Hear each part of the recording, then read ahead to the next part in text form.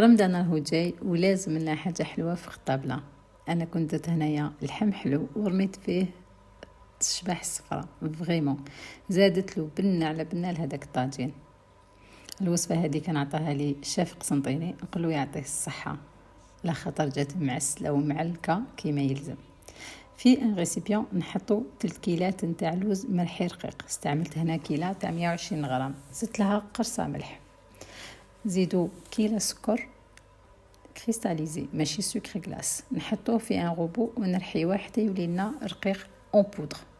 نزيدوه لهداك اللوز، نخلطو المواد الجافه، من بعد نزيدو جون دوف باش نضمو العجينه تاعنا. صفار البيض هذاك درت فيه هنايا ملعقه صغيره تاع القهوه نتاع ماء الورد باش نسمو هذيك العجينه.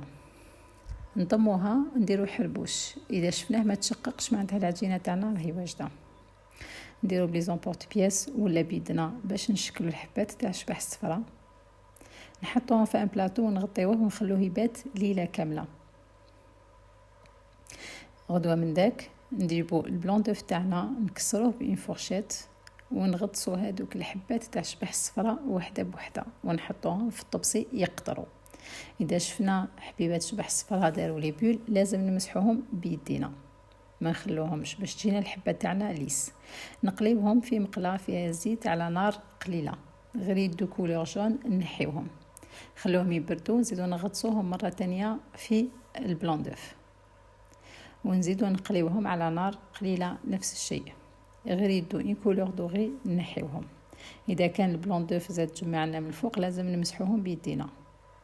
وشباح الصفرة تاعنا راهم واجدين، نقدروا نديروهم ولا نقدروا نكونسيرفيوهم في اون بواط نغلقوا عليها.